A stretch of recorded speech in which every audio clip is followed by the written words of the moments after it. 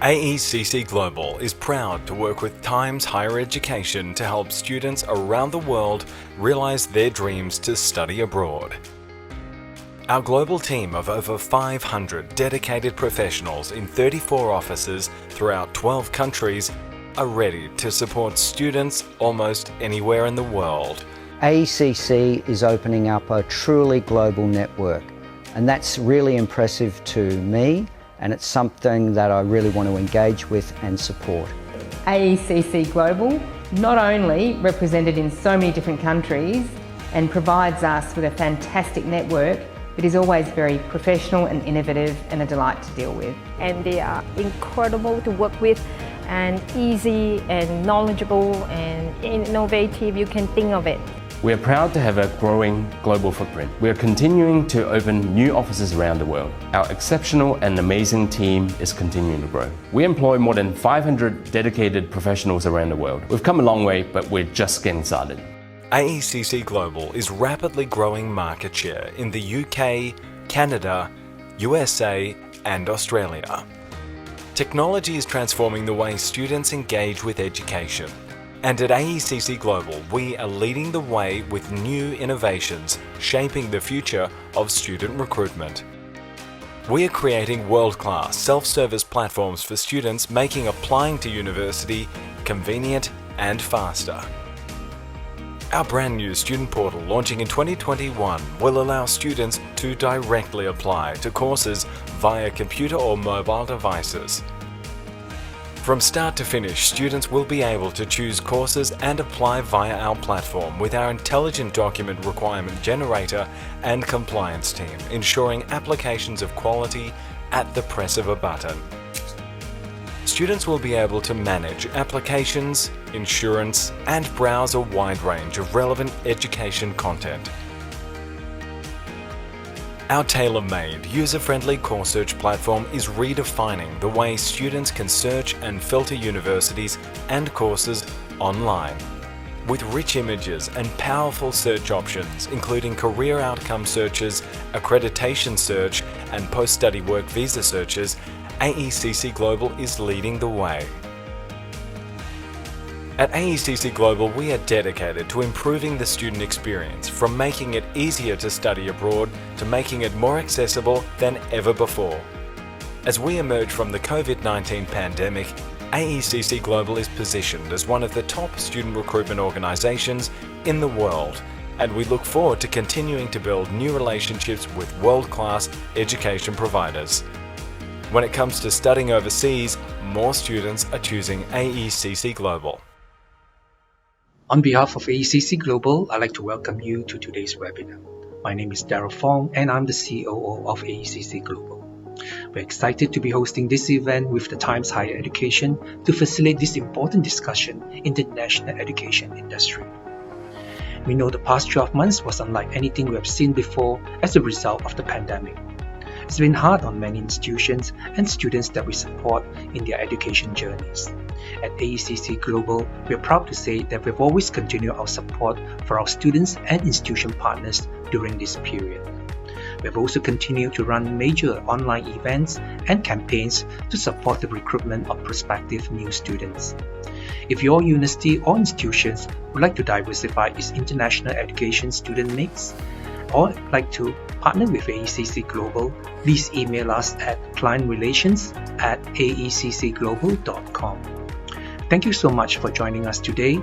We hope you will gain some valuable insights from the panel of industry experts here. Thank you.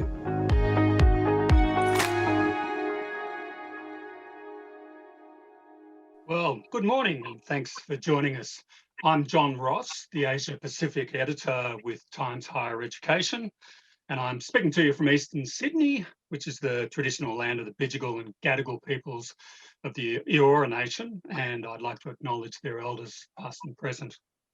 So welcome to our Times Higher Education webinar, being presented with our partners AECC Global. What now? Adapting to the new era of international student recruitment. Well, nobody needs reminding that the past 12 months or so have been a pretty tough time for international education, and nowhere more than in Australia. We could spend a lot of time raking over the coals, examining the difficulties, the snap border closures, the reluctance to reopen them, the harrowing times that many of our foreign students have been through, those who've actually been able to be here, as well as those stranded offshore, and the seemingly insensitive government policies and commentary that we've seen from time to time. But rather than revisit all that, it's probably more fruitful to look forwards, and particularly to focus on practical things that players in the industry can do to make the most of a difficult situation. And that's really what I'm hoping you'll gain from today's session. Fortunately, we're applying some of Australia's best minds to the task. Claire Field of Claire Field and Associates is an international education veteran with insights from her time as a regulator and as CEO of the private college peak body ACPET, as well as through her current work as consultant to the sector. And Jodie Alton, who you've just seen on the introductory video, is Director of Global Recruitment with RMIT University. It's great to have the university voice on the panel. John Chu is one of the best international education researchers around. I've had the benefit of his insights from time to time in my work. He's now head of strategic insights and analytics with Navitas, and he was previously a principal with Nous Group Consultancy. And of course, Phil Honeywood is known to everybody as CEO of the International Education Association of Australia.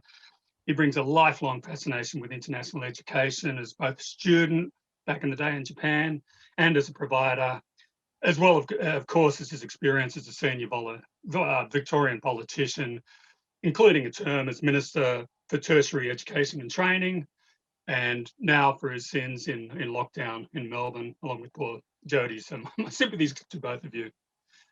We would like this session to be as interactive as possible, so I really encourage people to use the Q&A function to put their questions. We've got a great brains trust assembled here, so make the most of it.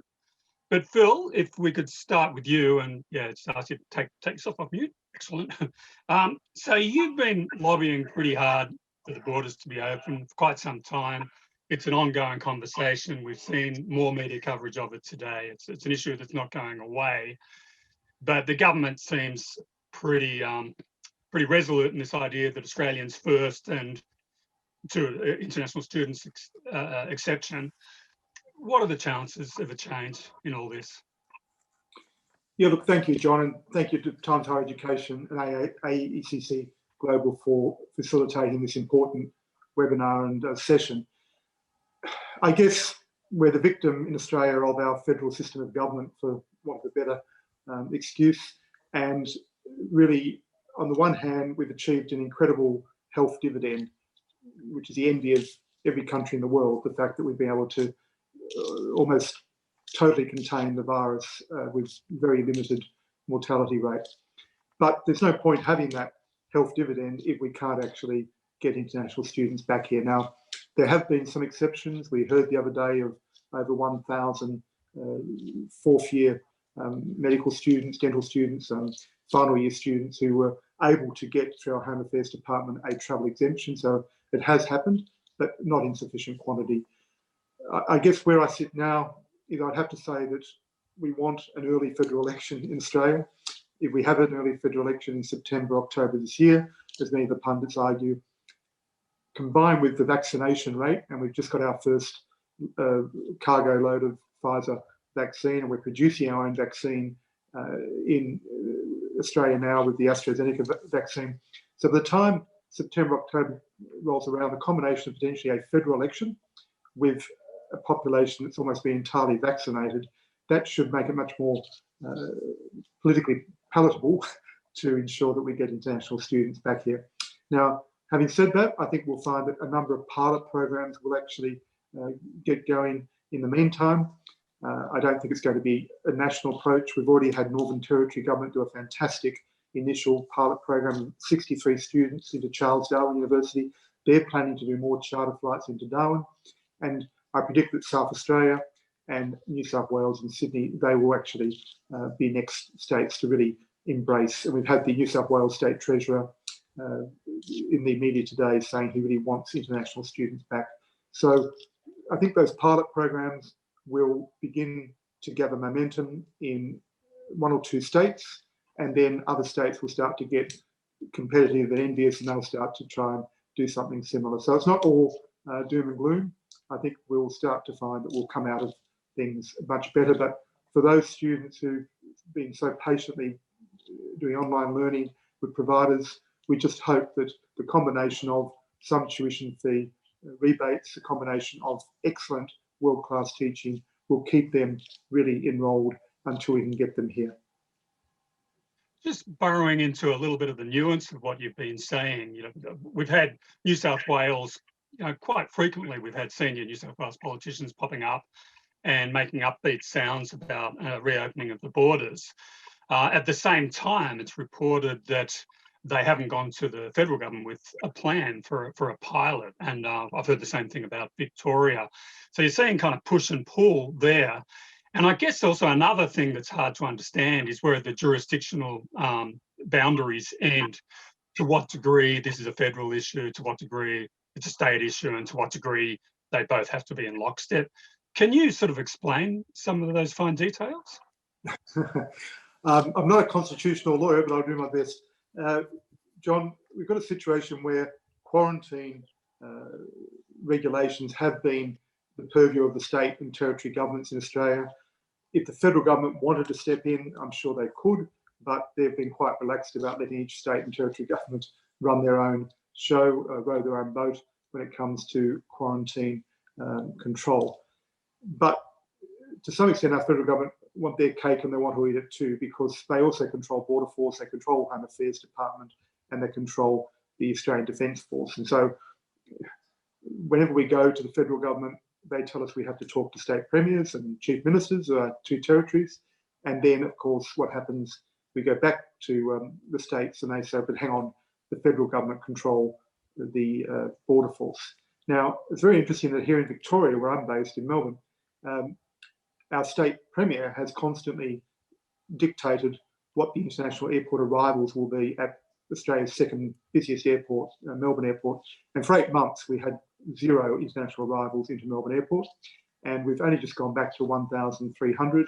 And now the Premier is again suggesting he's going to lower that international arrival cap on a weekly basis into Melbourne Airport. So Sydney Airport's doing the heavy lifting in more ways than one for the whole of Australia, with smaller capital city airports doing a lot of the work as well. So it's really, the federal government can't wash their hands of involvement, but certainly the state governments have got the quarantine control. And to some extent, the state governments want that because it helps with their electioneering. That's why in WA, Western Australia, we've got the Premier there in caretaker mode now, about to face a state election. And with the iron ore prices in Western Australia up so significantly, we are still hoping after the election that we can try and get some common sense out of that government when it comes to international arrivals. So, yeah, you have to be a constitutional lawyer to understand all of the nuances of our federal system and who controls what, but that's the lay of the land from my involvement so far. And one more question on the nitty-gritty before we open up to other panelists. The Australia First policy is quite understandable. It makes perfect sense. But the idea that it's every plane is going to be full of Australian citizens, every quarantine facility at every moment is going to be full of Australian citizens, just doesn't really pass the pub test to me. Surely there would be opportunities to bring in a few international students here while prioritising Australian citizens. Is that the case or not? Yeah. So, John, this week's really pivotal. I've organised on behalf of 4 national peak bodies to meet with 4 of the key federal ministers, our Minister for Immigration, Alex Hawke, our Minister for Education, Ann Tudge, our Minister for Trade, Dan Tehan, and our Finance Minister, Simon Birmingham. Those meetings are taking place from tomorrow morning. And the important point there will be that we're going to be really pushing the ministers to agree on some financial support for particularly English language colleges and some of the private providers who rely totally on international students and who've been getting some form of wage subsidy up until now. And we're quietly hopeful that there'll be an extension of wage subsidy support to certain providers. That, unfortunately, will not help our public universities, who the federal government have really done cartwheels to ensure that they don't get any wage subsidy, and that's another really unfortunate aspect of the pandemic. But having said that, those ministers are going to be really pushed on a number of fronts to really look at the whole Study Australia brand and to resource that appropriately coming out of the pandemic, to look at some student visa flexibilities around post-study work right visas. If it's good enough for the UK to now have 2-year post-study work right visas for a 1-year master's program, then Australia needs to look at matching that. And I think in all of this, there needs to be a good conversation about migration outcomes for international students. Australia is now beginning to suffer from a lack of both highly skilled professionals, where we're not producing enough Australian young people with those qualifications, and also a lot of the jobs that international students are willing to do to get their hands dirty compared to many young Australians are going wanting as well in Australia. So we're going to be having a conversation with ministers like Alan Tudge, who was the population minister before he became education minister, about population policy in Australia and about reinvigorating the migration outcomes from studying in Australia for certain areas of study. So it's not all bad news. We're optimistic on a number of those policy reform fronts. Pretty handy to have the current and last 2 education ministers in the room. You should be speaking to an educated audience, so that's one reason for optimism. Jody, if we could bring universities into the conversation, putting you on the spot, I guess, do you have any sense of when we might see significant numbers of fresh international students arriving in Australia? And how does the timing of the border reopening influence students' demands and expectations of Australian tertiary education, particularly for you, the university sector? Yeah, look, that's a good question, and we've been waiting for some time now, obviously. In terms of when we get a lot of that sort of telegraphing, thanks to Phil and thanks to others in our industry, and I think we were looking fairly positive towards the end of last year, but that's changed fairly rapidly earlier this year, unfortunately, due to a number of factors, and the new virulent strain of the virus, I don't think's helped there. Previously I felt our Premier here was quite positive about bringing international students back, but in the last week that narrative seems to have changed or shifted quite dramatically. So I think we're all learning to tap dance and pivot and all of that very quickly and adjust. But in terms of the wait and when's going to be ideal, obviously as soon as we can bring students back, that's going to be helpful. We've got a lot of students offshore who may be near completion of their programs and they're just waiting to be onshore and in a circumstance where they can come in and complete. And I think that's really bad for our industry, that we've got people who are already so far into their programs and just need that last bit. And often it's some of these things that we really hang our hats on, that face-to-face interaction, placements, those kind of things that students are still waiting to do. So I'm very keen to see us fulfill our promise to those students. In terms of actual timing, I think we would be prepared to set up and adjust and amend things to accommodate those students whenever they come back. Already many of our institutions have done so. We would, if we saw large numbers coming back, we would open up and make things available to them at that point in time, because it's in our interest to see these students succeed. That's what we're here for, and that's what it's about. Obviously, we're always mindful of how we compete with the European timetables. So, we'd be looking at anything that might be around their September intakes and those sorts of things. We will adjust. But we have universities here who have rolling intakes, who have intakes virtually every 4 weeks they can accommodate. Many of us work on trimesters. Many of us have quite different offers throughout the year. And if we look at things like Alicos, well, you can have an intake every 5 weeks or so. So I think we would be willing to accommodate when we can see those numbers of students coming back in. So I guess one of the things that was really seen as disadvantaging Australia and New Zealand in particular when this crisis struck at the end of January, early February, when the Chinese were barred from coming here, was the timing and how that sort of fitted into our point of the academic calendar. From what you're saying, obviously that difference still exists, but Australian universities and New Zealand universities presumably are much better set up to deal with it now? I think we've had to adjust. And so I think we're willing to do things that previously we wouldn't have thought we'd do. We've got universities that have, held back the start of semester. We've got fairly uncommon intakes that we're doing at the moment. So I think we've all learnt to adjust. And if we saw significant numbers coming back in, and just, you can see that this is an image of the city behind me taken some time ago. Now when I walk into the city, seeing what that's taken from the area, I think we'd just love to see those students returning in numbers of size. The vibrancy that they give to cities like Melbourne and Sydney cannot be underestimated, and I think this has really demonstrated that clearly. I think many of us would just love to see them come back and would accommodate that in whatever way we could. Yeah, I too look forward to the time when I can book a ticket to Melbourne and go into one of your cafes there in RMIT with confidence that I'll actually get there. I'll buy you a coffee, John. Excellent. Yep, up for it. Claire, you've got visibility across the entire sector, the private part of the sector, as well as universities. This tap dancing and pivoting and maybe pirouetting that Jodie was describing as everybody gets used to this new or temporary or permanent normal. What sort of things, what sort of examples of that are you seeing in the sector broadly? I think, thanks, John. We're particularly, there was some reports this morning seeing universities and their partners looking at overseas study centres, learning centres, so the students have some chance for face-to-face engagement. We've got UWA, Monash, and then Sydney Uni and Study Group looking to do that across China.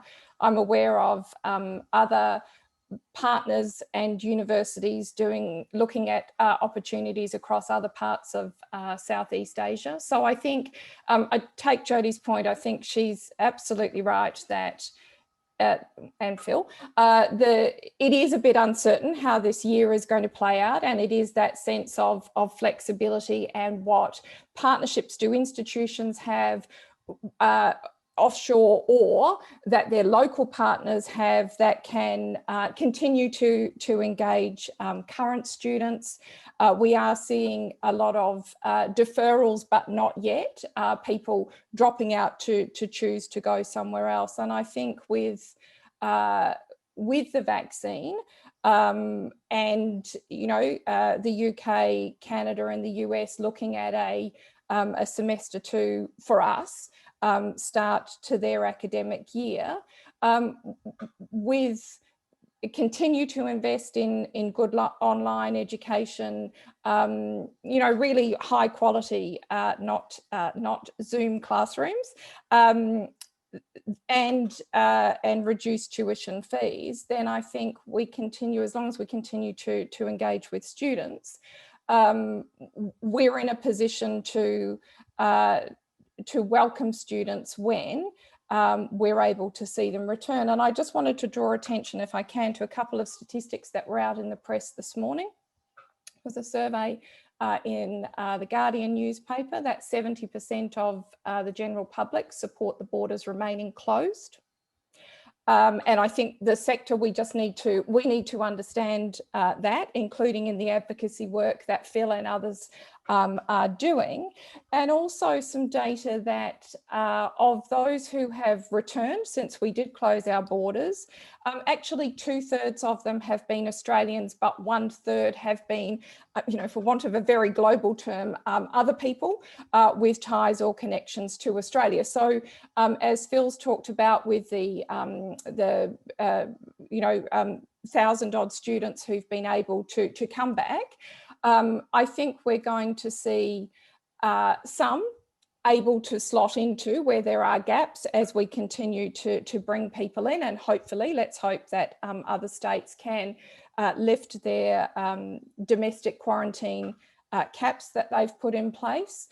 So I think if we're to prioritise those who are at critical points in their study and in need of that face-to-face experience, and again, peak body person, don't want to give, unhelpful advice, but I really think a part of the sector's message needs to be to the general public.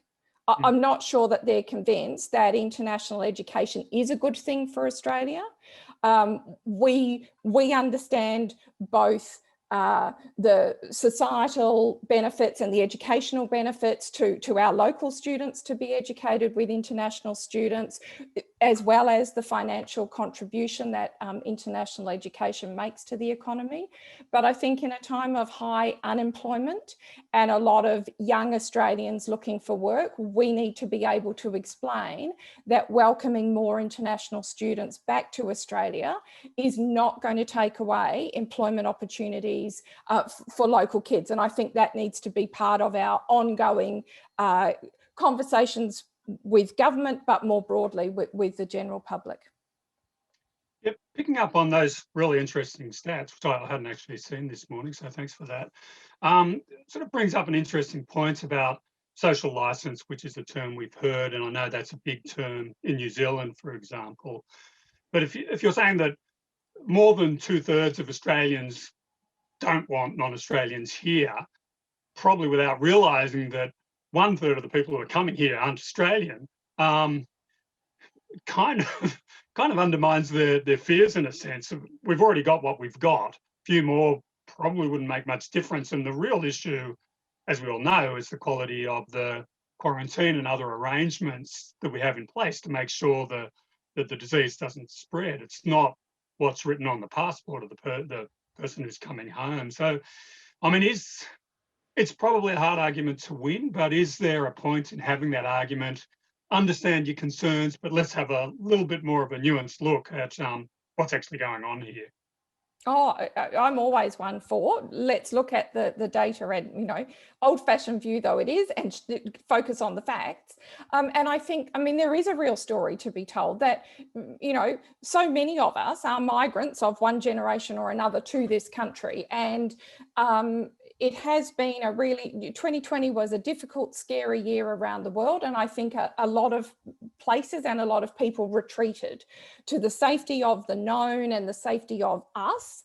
And that's really unfortunate. The power of international education is bringing people together and sharing ideas and building long-lasting relationships.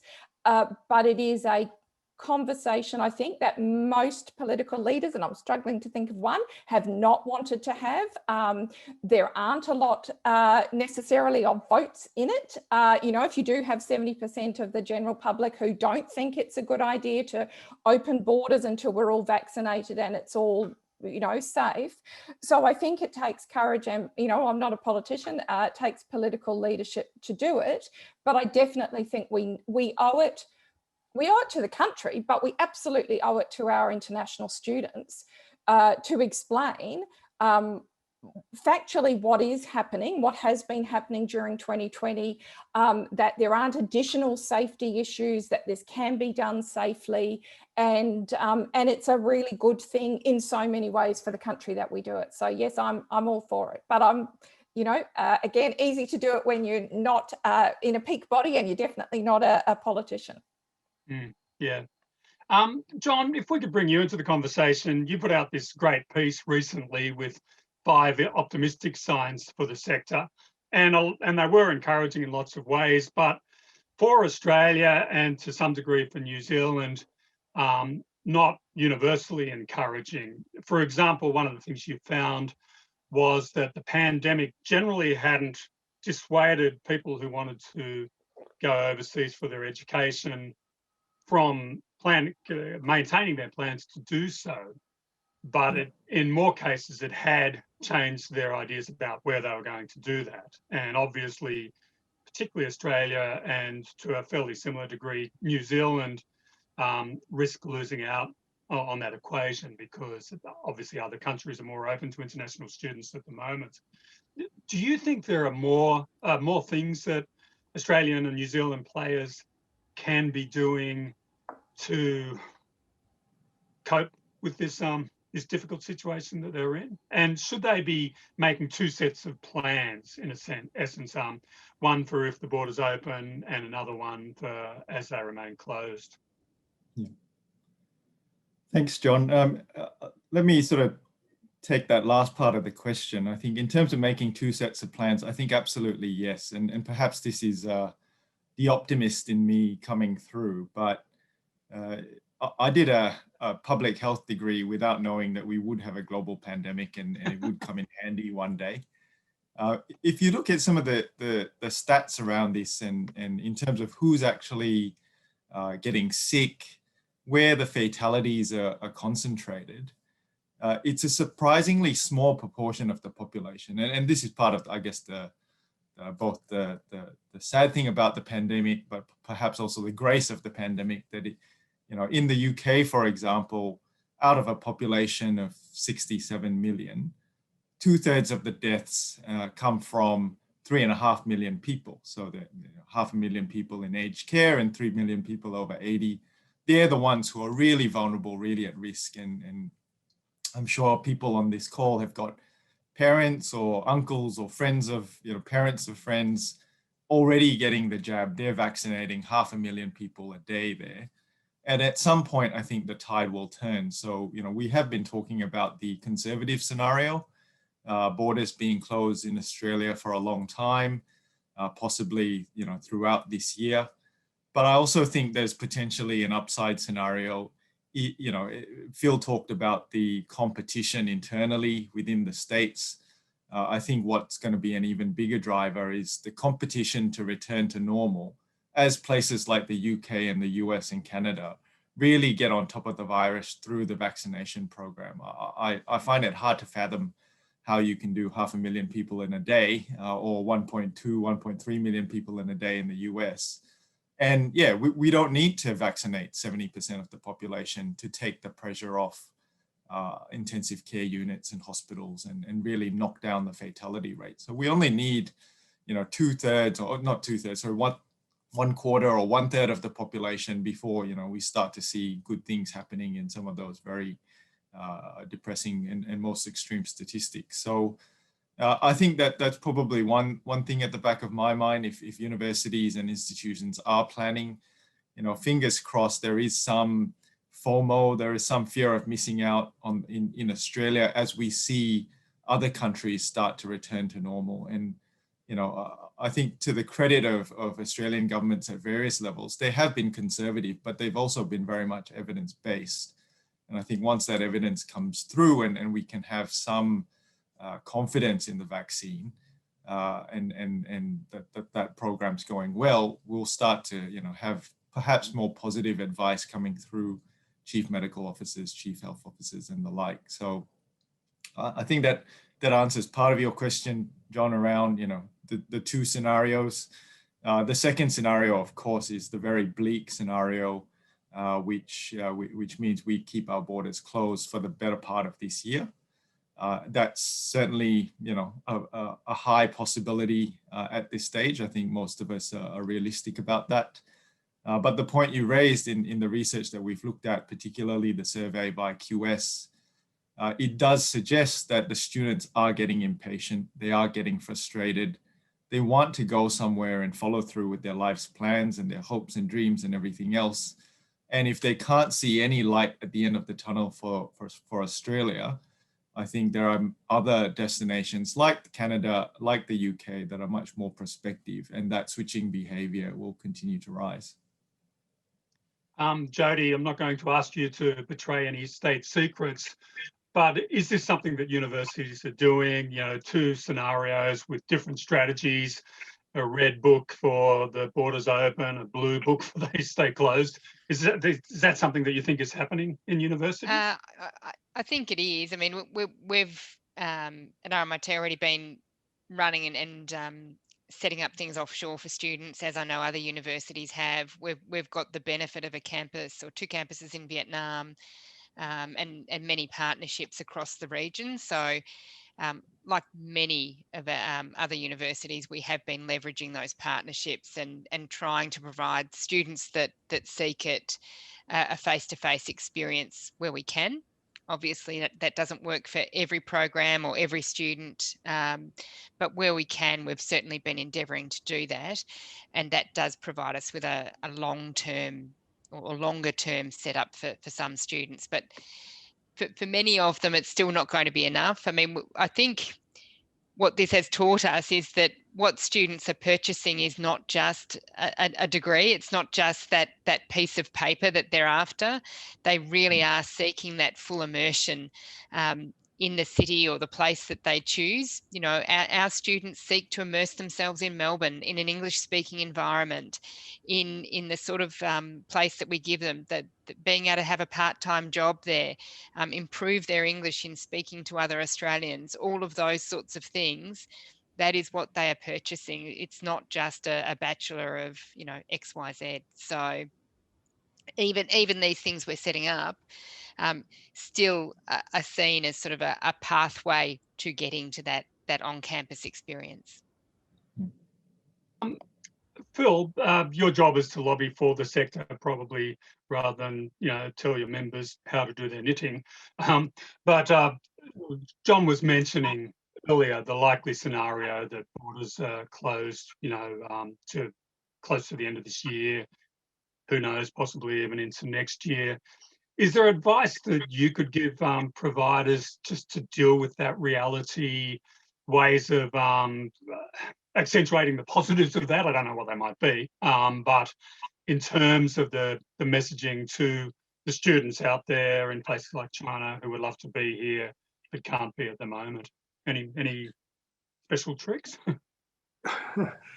John, I don't know about special tricks, but certainly I agree totally with Jody and with Claire about offshore partnerships. And I think one of the statistics that's often overlooked in Australian international education is that the Kiwis have got in New Zealand 20% of their 135,000 in normal times full fee paying international students are in their high school sector. And here in Australia, only 3% in our secondary school sector.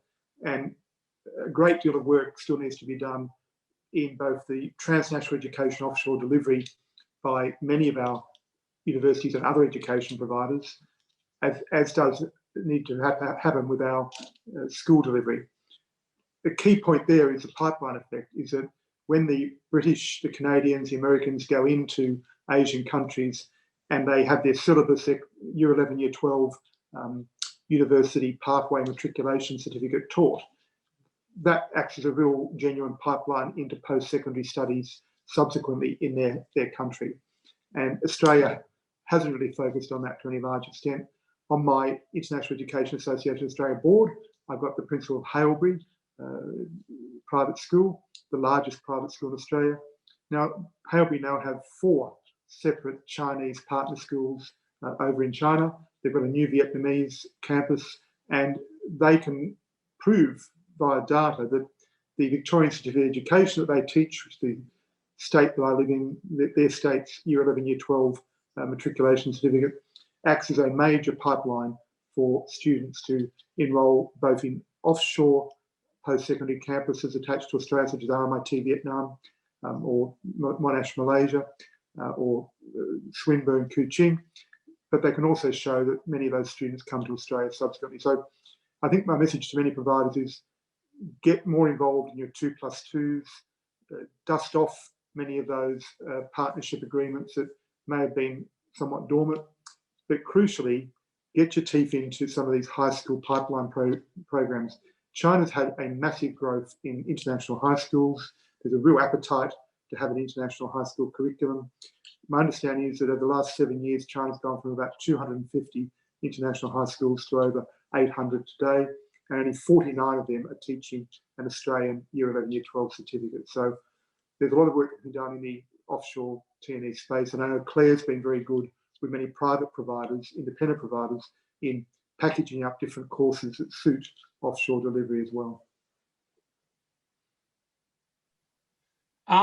That's interesting what you bring up about the 2+2. I mean, I think often we see this disparity between onshore sort of bums on seats approach and transnational education, which is something we do totally somewhere else. Obviously, the downsides of that education elsewhere is students don't get the benefits of being in Australia, going to the beach, speaking English to the locals, and potential benefits around work and migration. I guess 2+2 is a foot in both camps in a sense, and maybe the time to do it is ideal right now. Now is the time you can't come to Australia, but it is a time when you can do the preparation for something that will bring you to Australia in the future. So, I mean, should providers really be looking with more gusto at these sorts of arrangements? Look, absolutely. And, the British, when Theresa May was Home Secretary and then Prime Minister, she was, as we know, anti-international students, particularly from South Asia, coming and studying at UK universities. So the UK universities really had no choice but to go forth and multiply. And they've done an incredible job in building offshore campuses and partner programs. So Australia's been quite content to take the low-hanging fruit of students coming here. And perhaps we needed something like a pandemic, dare I say, to shake us up and make us realise that Australia's got a great education product across all areas of vocational education, higher education, schools, and we just need to be more entrepreneurial, and we need to be more prepared to take risks in delivering that. But we need government support behind us. I mean, our regulators have been far too, I know it's a theme that Claire's pursued in the past, our regulators have been far too heavy-handed when it came to auditing of offshore delivery. One of the great benefits that's come from the pandemic again has been that our regulators have been a bit more flexible, and they've been more willing to accept offshore online delivery as well. I think there'll be a reckoning down the track in terms of maybe some providers might have cut corners. We hope not, but certainly the national regulators, TESCA and ASQA, have been very willing to be more flexible than ever before, and that's really helped, I think, and will continue to help momentum in the offshore delivery space. You've raised plenty of points there, which I'd like to address probably a bit later on, but it's also, I'm kind of aware that the prescient panelists have been answering a lot of the Q&As as they've been going, which is very clever. But there was one, I think it was from Ramathan, which I don't think we've touched on yet, and I think it was directed particularly at Claire, but I'd be also very interested in particularly in John and Jodie's views on this. He wrote, "It is heartening to note that there is a thought process of fees being dropped in some courses by half to encourage online enrolments. Would you think this will impact on the teaching staff pay rates, as there could be arguments that may be presented to support this train of thought? Hope not." As I say, it was directed at Claire. So discounts, scholarships, waivers, rebates, whatever, could have a nasty impact on the welfare of teaching staff. Claire, I think you already had a shot at that one online, but is that correct? I did answer. I answered about were there actually fee reductions. I didn't go to what does it mean for teachers. I think it's a really important question. I think we need to kind of step back from pandemic and international education, right? There's a whole lot of reform and change happening in higher education, which goes to teacher employment, high and increasing use of casual staff versus tenured academics. And that is already happening. And then there's how do we teach, international students who are trapped offshore? If universities choose to use their tenured academics to be delivering their course content online, I can't imagine there's anything in their industrial relations agreements which would see people's salaries drop. And similarly for casual staff, you're employed under a certain set of arrangements. The issue will be, are universities and any other institutions using more casual staff to do that online teaching rather than their tenured academics? And I think if that were to be happening, and I'm certainly not aware of it, I mean, in a way, we're devaluing the education experience, not because it's done online, but if we're wanting to study with Professor so-and-so, then we're really wanting to study with Professor so-and-so because they're a leading thinker in their field and have that international reputation, and whether we're in a lecture theatre with hundreds of students, or if we're doing it in an online environment, it really is how have we structured the course. So I don't think that there's any direct, we shouldn't see as a consequence of delivering courses online that individual teachers' salary rates are changing. It'll depend on how institutions choose to staff the online delivery that they're undertaking. There are a lot of other potential unintended consequences of rebates, waivers, discounts, whatever you call them. I know that only a handful of universities went down this road earlier on, but from what I've read, at least, quite a few more have sort of jumped on the bandwagon since then. The universities that have been strongly against discounts have tended to be quite generous in terms of their assistance programs for the students who are already here, but they've been very reluctant to countenance discounts. And one of the big arguments I've heard is it would encourage a race to the bottom. We get less resources, can't put as much into the programs. Everybody knows that doing online properly is just as expensive as doing face-to-face properly. So they don't want to encourage the race to the bottom. Just wondering if any other panelists want to touch that, John or Jody. Is there is that a justified fear? This fear of encouraging a gradual dilution of quality? I think for us, when we've talked about this at the university quite a lot.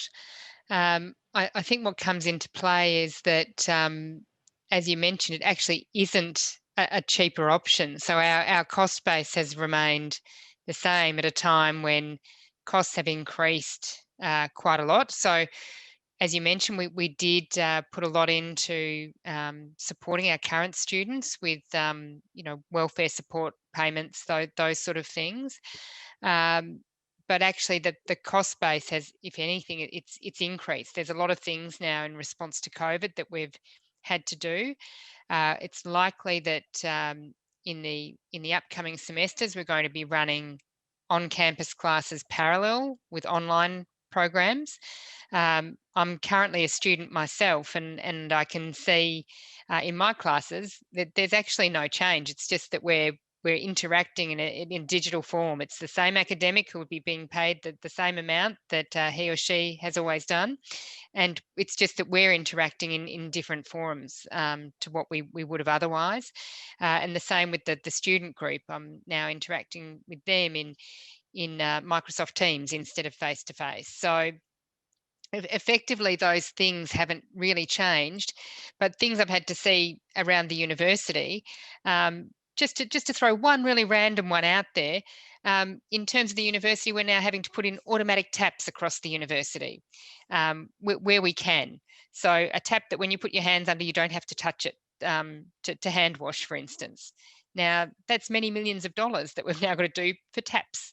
There's a whole lot of random things, for instance, that we now have to organise if we are looking at bringing people back onto campus, not to mention the investment in tech that's been required. So, putting in VPN facilities for our students in China and offshore markets where it's hard for them to access that, setting up a whole lot of things such as that we've had to do that perhaps is not evident to many or particularly to those students that may be using it and perhaps have assumed that's always been done.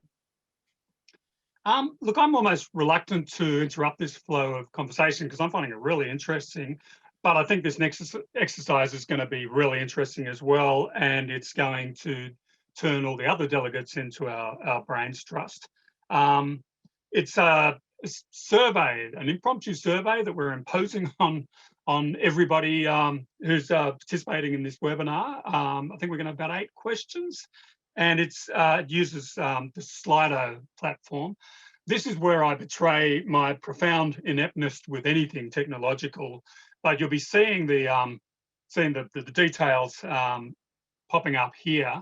So search for Slido, sli.do in your web browser and enter the very difficult code, 3 letters in caps, ANZ. So we're going to introduce the first poll, and the question is, from which countries, this will be popping up on the screen too, I think, if you miss it, but from which countries are you noticing the biggest decline in student recruitment? The options are China, India, Vietnam, Nepal, Brazil, Colombia, and others.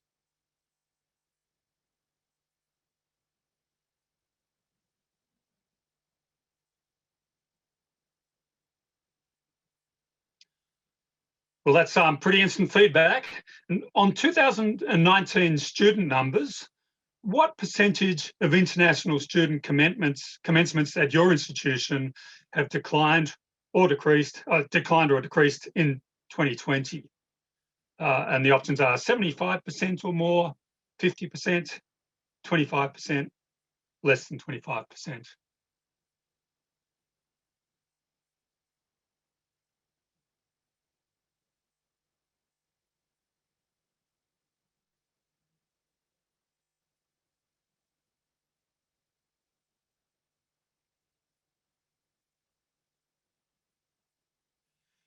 Well, it's interesting to see the numbers popping around there, but 50% is getting a strong viewing.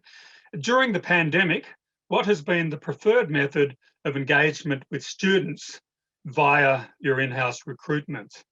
And the options are entirely online, hybrid, face-to-face and online, or primarily face-to-face.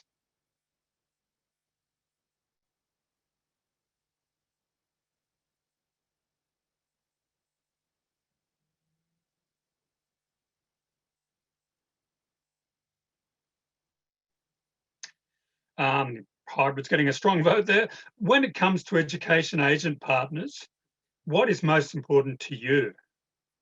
The options are strong online student engagement capabilities, increasing student numbers, global footprint, student quality, innovative marketing strategies.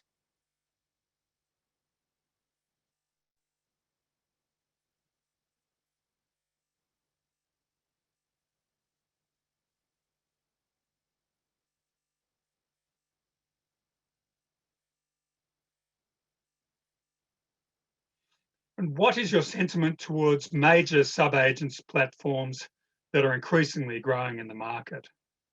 Very positive, positive, neutral, negative, very negative.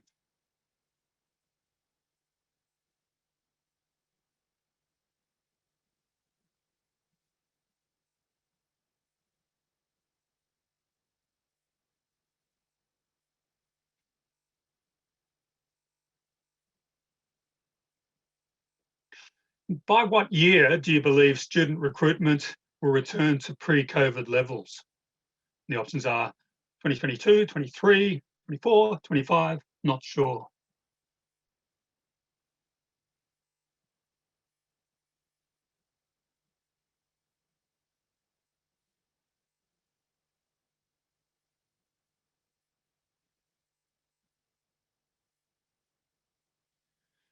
How do you currently feel about international student recruitment? Optimistic, not sure, pessimistic?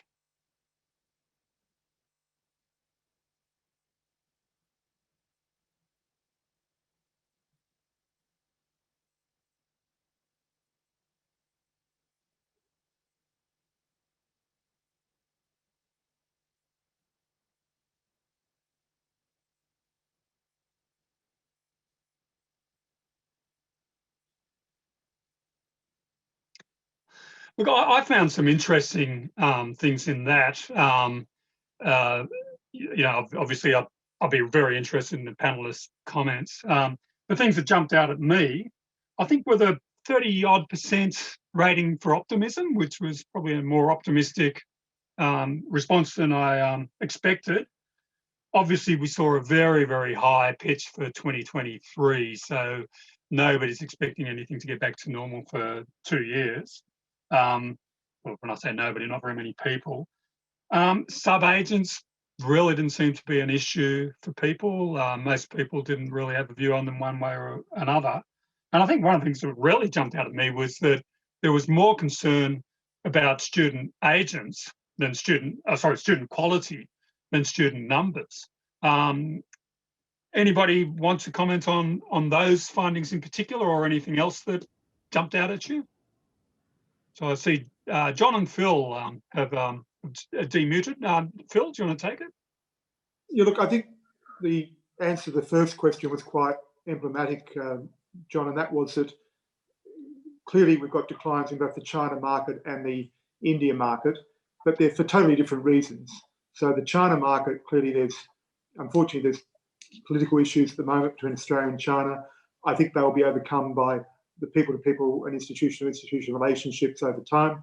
But there are issues there around the Ministry of Education recently announcing another concern about Australia for Chinese students, which we won't go into the details here on. For India, the decline in Indian enrolments can be attributed to other issues. The pull factor of Boris Johnson's 2-year post-study work right visa for a 1-year master's, the fact that Indian students do want part-time work often is more important to them in the country they're studying in. So I think we have to look at each key student source country separately. What was reassuring from the survey is that clearly there's a genuine appetite by our education providers to find new markets.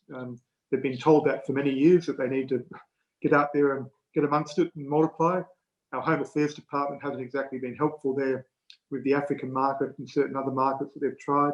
But clearly the pivot towards other market and recruiting from other countries is very much now apparent, which came forth in the survey as well. So they're just some quick takeaways from my reading of the results today.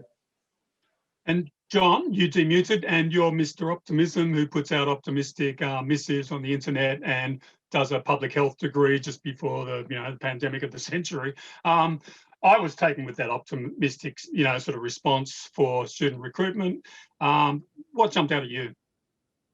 Yeah, I thought the optimistic response was terrific. I found that a little bit incompatible with the idea that we would return to pre-COVID normal levels by 2023, 2024. To me, that's a really terrible outcome for Australia if that is indeed the case. I think that would suggest to me that in the meantime, while we're sort of having these debates around social license and when we open the borders, that would suggest to me that somewhere along the way, other countries are coming in and perhaps scooping up some of the students that did want to come to Australia but can't. So I think that's an interesting and sort of concerning sort of indication. I take quite a lot of heart from that response in terms of a focus on student quality. I think it's been perhaps one of the potential silver linings, if you like, of the pandemic is it has allowed the Australian international education sector to take stock a little bit, to think about what does sustainable and diversified growth look like? How do we build partnerships and channels that actually work for the long term and are enduring? So it comes back to some of the discussion we had previously around pricing as well. So, what are there things that we'd rather not do going into the future that perhaps act as sugar hits, quick ways to grab market share? But I think in light of some of the volatility that we've experienced, some of the pain that's been experienced both by staff and by students, I think government, governing councils, university leaders, we're starting to hear them talk a lot more about internationalization strategies that are, sustainable, built on long-term partnerships and that can, sort of deliver that quality that that survey seemed to indicate, rather than those sort of big jumps in enrollment numbers. Not saying that there's no pressure for that. I think financially it is an extremely challenging time for universities and other parts of the sector, AECC in particular, but that potentially is a positive takeaway as well. We have a couple of questions in the Q&A from Dennis Blight. The first one probably goes to some things that you were talking about earlier, Jody, but I might push this one to you. It takes time, energy, and resources to design and deliver high-quality internet courses. Are we investing sufficiently in design and delivery? I think if you look at the way some of our universities and organisations are structured, you'll notice that many of us, perhaps in the background, have been off with our RMIT online, Deakin online. Many of us have this other arm to what we've been doing over many years. So I think we have been, perhaps quietly, perhaps not, developing that capability off to the side a little bit. And what the pandemic has done has actually highlighted that we have this capability in our organisations, and we're now able to kind of bring that in a little bit more and actually really start to leverage that for the mainstream organisation. Because I think many of our executives have seen that this has been a way that potentially we could be moving in the future, particularly as we start to break down programs and sort of offer things in a more micro credential type way, that also that's going to challenge how we offer it. We might not be expecting people to be in classrooms. So I think we have been preparing for this some time, and the pandemic has actually given us the opportunity to really move into that space a lot more and bring that knowledge back in. So that has been helpful. But John, I was actually interested in something just following on with where we see things being in the future. If I might ask a question perhaps of Jonathan. I'm wondering whether we may see with our return of student numbers pent-up demand. So I actually suspect that what we might get is a bubble where we actually get far more numbers suddenly come back when we're able to open borders, and then we may see it plateau to something a bit more normal. So I sort of struggled with that question, but if I might be so rude as to throw a question out to a fellow panelist. Thanks, John. Thanks, Jodie. I think that's a terrific question and absolutely spot on. I think at the moment, we know that, in pretty much every survey of student intent, lots of students have been saying, I will delay or defer. Like, that is the biggest category overall, far bigger than those who say they'll cancel. So in essence, there is a large proportion of students, particularly in that pipeline. And we saw in the survey, commencements are 50 to 75% down even for some respondents. Now, those students, I don't think have pulled the plug. I think they are waiting for the right thing to come along, particularly those in the postgraduate space. They're less on the clock, if you like. They've got a bit more time to think and wait things out. So absolutely, I think there is it might not be a proverbial sort of double intake, if you like, but I do think there's pent-up demand. And again, this is the real challenge for Australia. You made the excellent point earlier about intake dates.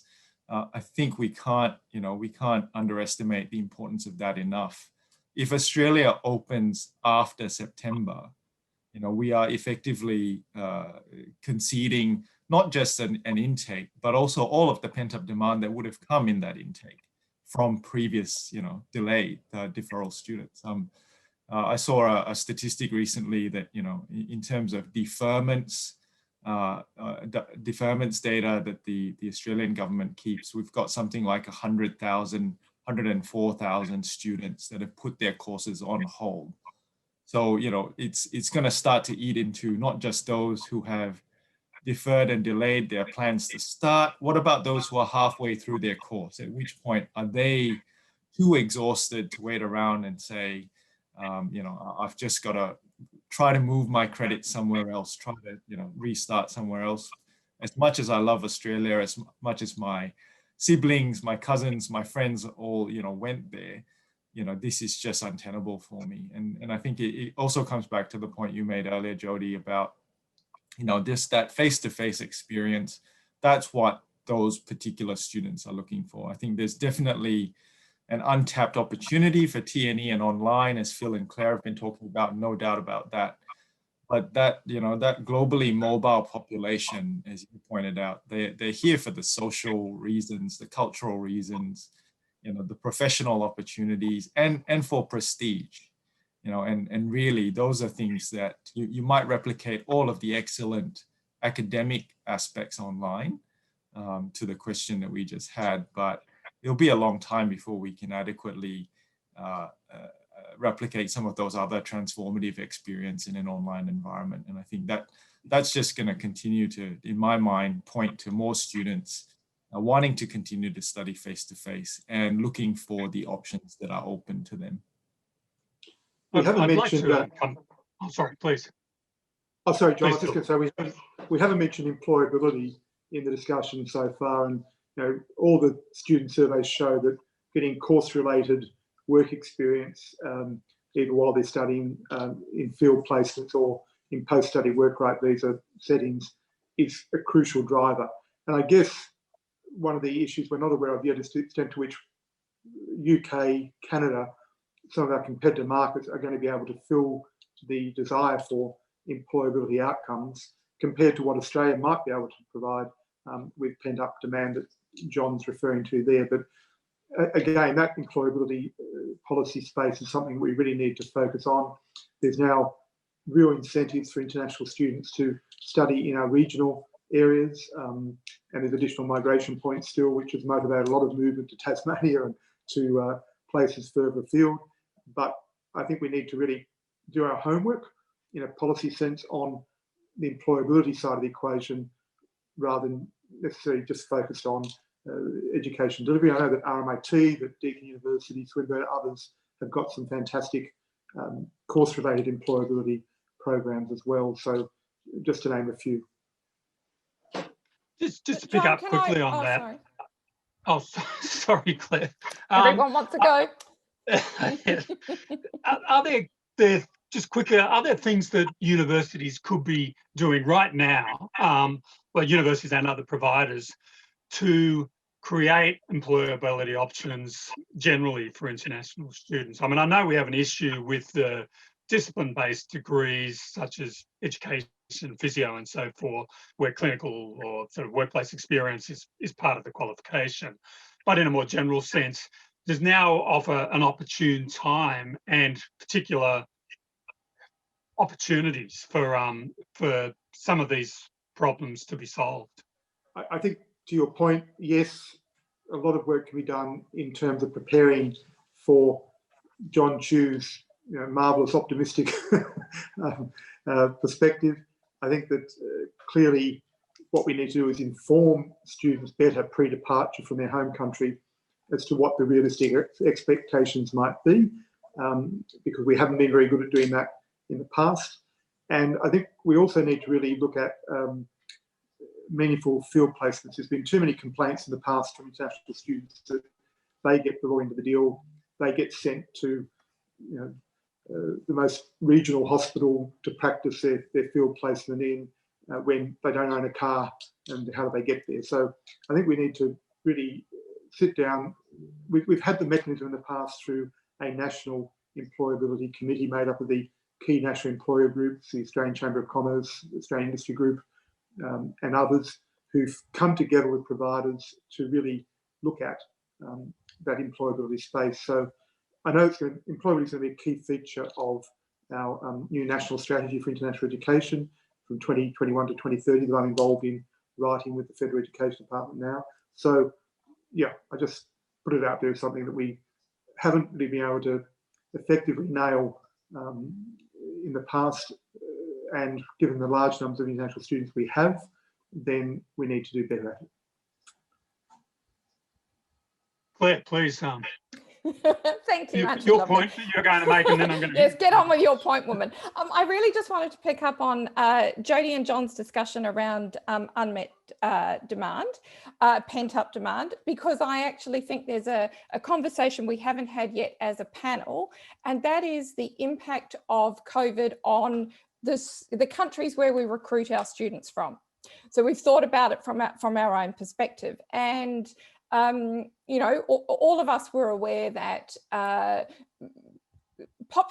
regions that are experiencing a youth bubble or who have a very young demographic, so pretty much the whole of Africa, parts of Central America and parts of Asia, pre-pandemic, their governments were struggling with how on earth they were going to build enough bricks and mortar institutions to educate all of the young people that they had coming through in their population growth. now we've had the pandemic, and even if they haven't been as badly affected, thank goodness, as you know, it's been a differential impact across all those different regions. There's no question that those governments have less money to spend on educating a still growing youth population. And I think for Australian institutions that have been nimble and flexible with their T&E partnerships and who have invested in high quality online delivery. Now there are Home Affairs, Australian government migration rules, etc., still to be dealt with.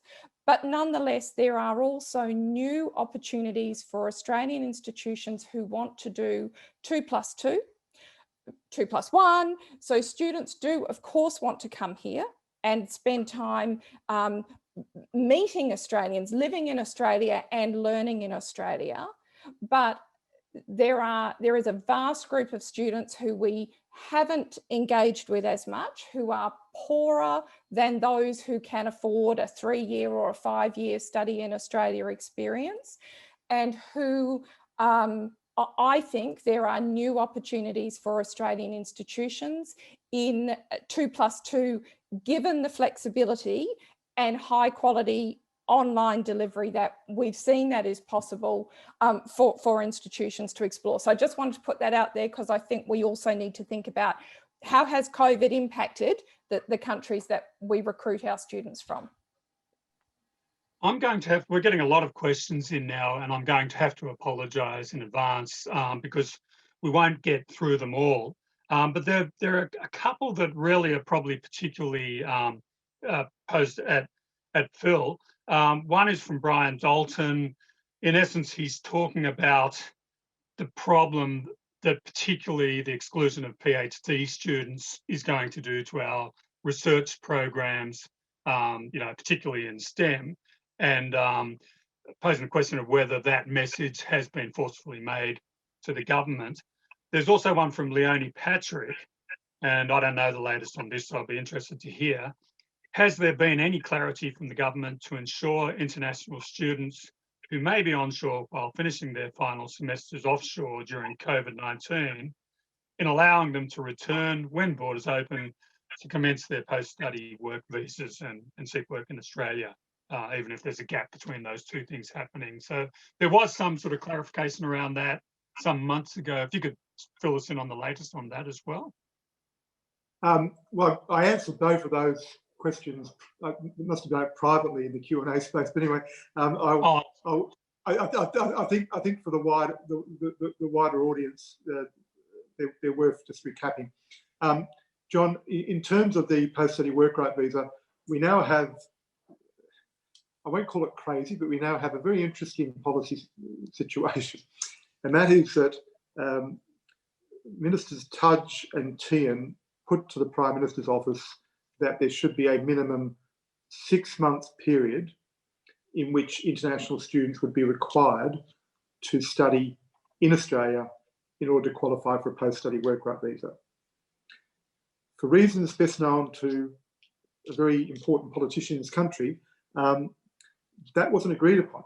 So we now have this curious situation where an international student could spend their whole 3-year degree or 2-year master's program studying offshore and arrive in Australia and qualify for a post-study work right visa. Now, I don't want to put that out there too widely, although I just shared that with 120 people, but I think it's very interesting that on the contrast to that is that Canada requires, I think it's 12 months minimum in Canada, and the UK requires a minimum of 1 semester. And the advice that Ministers Tehan and Tudge put to the Prime Minister's office was it should be a minimum of 6 months, because they couldn't quite work out what a semester minimum would be equivalent to. So that answers that to some extent. The Home Affairs Department have also been made very much aware of that gap issue, which the questioner has put, and they've indicated their willingness to be flexible on policy around that, given that through no fault of their own, the students caught offshore and need some recognition of prior study for when they qualify for a post-study work right visa. So that's all part of the joy of lobbying the new Immigration Minister, Alex Hawke, who fortunately for us was the Assistant Immigration Minister under the previous Tony Abbott government, so at least he knows some of these policy nuances that are so important. And if you could just touch briefly on the problems for our research program. Yes, look. From the PhDs. Again, the federal government here is very much aware of our heavy reliance on overseas students in the STEM high degree by research and PhD space. And on that basis, they would argue they've given an additional $1 billion to the universities for research effort in the last federal budget. There's more lobbying happening now as we speak on that. And certainly PhD students who can show that the research that they're doing is going to benefit Australia and that the research they're doing is already well in train, particularly in the STEM area. They are part of that travel exemption policy, and a number of PhD students, in addition to final year medical, final year dental students, have been able to get the travel exemptions as part of that 1,050 that the media have accused of being queue jumpers last week. So there is a recognition within Home Affairs Department for the need for many of these STEM-based PhD students to be able to come back to work in their partnerships if they can't clearly, in the online space, conduct their crucial research with their Australian partner. Jodie, if I could just throw to you, Phil very quietly made that interesting point about students being able to qualify for post-study work without coming to Australia first at all. That occurred to me in my musing as one of the potential unintended consequences of discounting for online programs. If, of courses suddenly became 40 or 50% cheaper, there may be people overseas who think, yeah, maybe I'll just stay here and do it in my lounge room and go, and then I can go and do my post-study work rights later as well. Jodie, is that an issue that's of concern, do you think, within universities, that we may actually be putting out incentives for students to stay at home even when we allow them to come to Australia? Well, I think when we made this, or when the government made this arrangement, I don't think we expected this to last as long as it now is. And it was really important for us that decision was made at that time. Otherwise, we wouldn't have had students enrolling and actually giving them an opportunity to test the system, because they were very reluctant to enrol online. Sorry, for numerous reasons. And so I don't think we would have got any of them just sort of over that hedge. I'm just looking also, Alex Usher has mentioned that when they allowed students to do that, many of them haven't eventually moved to Canada when they had a similar setup. But I think what we'd need to do, this is where I think policy needs to keep abreast of what's happening at the time and be able to quickly adjust. Unfortunately, that decision was made quite late, but we need to be quickly adjusting with this situation. As I mentioned at the beginning, we're pirouetting, we're tap dancing, we're pivoting, we're doing all of that. And I think this is where we're reliant on government to sort of keep up with us and keep up with those changes as they're happening. We're unfortunately running out of time for both the questions that have been coming through on the Q&A and the considerable number of questions I've prepared on my cheat sheet. So these conversations always go way more quickly than I would wish. But I guess I'd like to ask each of you if you have any particular thoughts that you haven't been able to give voice to during this conversation so far, or any sort of closing sorts of arguments that you'd like to highlight. Jodie? I just think this has been, for us, it has actually put a lot of what we do in terms of recruitment and bringing in students, it's highlighted it in a way within the university that wasn't before. I actually really appreciate the way that now the focus is on our students and their experience in a way that I of course it always has been there, but I think it's really highlighted that in quite a useful way. We're now thinking about students and their experience and what they're going through in a moment in time, that I think is is really important for all institutions, educational institutions, to have, and should always have. But it has been really interesting having that conversation with senior execs here in explaining that international students don't just come to RMIT for the RMIT test aimer at the end. You know, they are actually looking for a more fulsome experience, and that we need to help them realise that in many ways. You know, we're the conduit to them actually realising that experience. So I think that's been really helpful in that way. There are some positives out of all of this. Phil, any closing arguments? I guess just to say that one of the ironies of the social license to operate pushback we've had from the wider community is that the wider community actually now know, to a much greater degree than before, how important we are and what we're doing.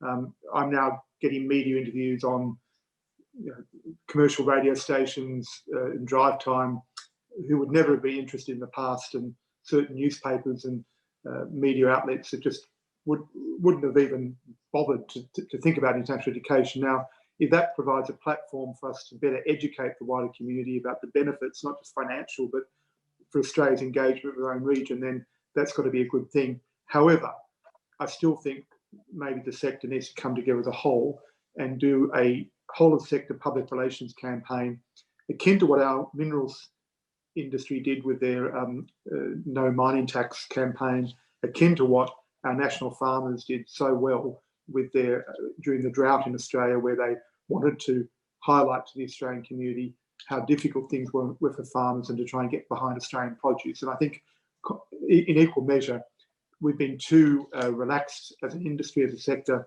about staying under the radar. Maybe we've been concerned about Pauline Hansons of the world targeting our industry. And I think what the pandemic has really shown us and proven up is that we need to get out there and really prove to the wider community how important we are for Australia's future going forward. John, any last thoughts? Yeah, I'll quickly pick up on a point that Phil made right at the beginning, and also a question that's come through on migration. You know, if you look at Sydney and the tremendous amount of population growth it's experienced over the last 20 years, 60% of that growth came from migrants. And I think we're at the point where, you know, many economists, including the governor of the Reserve Bank, acknowledge that we are in a bit of a population hole at the moment. And I think without falling into the trap that we did back in 2010, which Claire, Phil, and Jodie will no doubt remember, when we had visa mills cranking out the paperwork for migration, I think there is a case to be made to say we decoupled migration from education during the Knight Review. Is it time, perhaps only for a limited time maybe, that we consider a careful, calibrated recoupling of education and international education and migration to address the economic and demographic challenge that we face as a country, you know, notwithstanding all of the cultural and social benefits that have come from, you know, just the fabric of Australian society. And maybe we do that for a short amount of time. But I think there's a strong case to be made to say these are highly motivated, young, highly skilled, highly educated individuals who have aspirations to stay in Australia, and you know, they could certainly be a key part of the recovery that we're looking for out of the pandemic. And Claire, any closing comments? Lucky last. Yes, thank you. I wanted to make a couple of observations. Thank you, John, and to everyone on the panel. Gosh, I've enjoyed all of your insights, so thank you for the opportunity. I am optimistic about international education. This is going to be a difficult year, I think, for parts of the sector. We haven't discussed, and nor we should, it's a Times Higher Education webinar, but we actually haven't discussed that international student numbers in the vet sector are up on what they were in 2019, right? So, and that's for a range of reasons, and I won't go through them all now, but I am a former regulator, and I do hope that the regulator are paying proper regard to that, because we don't want, as the sector rebuilds, and flourishes again, we don't want quality problems attached to that. And my final observation would be, I think, I'm optimistic that the work that Phil and the peak bodies are doing will be listened to by government, and that there will be financial support for the independent ELICOS, vet and higher education providers. Fingers crossed on that. I think that is likely. For the universities, this is going to be a particularly difficult year because it's not just about international education and closed borders. There's profound domestic funding reform with teaching funding and research still to be worked through. And some of the questions that have come through in the Q&A kind of go to that. So my heart goes out to all of those who are going to be impacted through this difficult year. Hang in there, and I do think 2022 we're on the way back. Well, unfortunately, we're very close to out of time. Just a couple of minutes left. I've been asked to sum up, and I'm not going to even attempt to summarise all the points that have been made because there's way too many of them. I think it's probably a good idea for people just to take away and reflect on some of this. And unfortunately, I mean, it's probably worth having a quick check of the Q&A and reflect on some of the great questions, like the one from Lisa Erickson about the competitive aspects for international education, about climate change and students' qualms about adding to the carbon footprint through their travel. I hadn't really thought about that aspect. So some great questions there. But for me, clearly, there is one word that I would use to sum up this, and it's optimism. And that's been a really welcome surprise to how much we've heard that word mentioned. There was something that John brought up in his optimistic treatise, which I may be getting it a bit wrong, but I'll try and summarise. There have been some unexpected benefits from this catastrophe that we've all been through. In universities, for example, I think it's pushed them further along the road they were going anyway in terms of what they do about big lectures. It's forced that conversation to accelerate. It may have also accelerated a conversation, I think, particularly around transnational education. When the dust settles from all this, we may discover there's thousands, millions more students out there who'd never thought of doing international education before, but now are thinking about it because, hey, you can do it online. I can do it from the lounge room or the internet cafe down the street or whatever. So maybe we're going to come out, when I say we, the industry, is going to come out of all this with a whole new client base that hadn't really been envisaged before. Who knows? Optimistic speculation. A big thank you to all the panelists, fantastic observations. I really appreciate it. A big thank you to everybody who's participated, the really illuminating answers to those survey questions and the really intriguing questions that you put through the Q&A. So thanks again for joining us, and good luck and be optimistic. Thank you.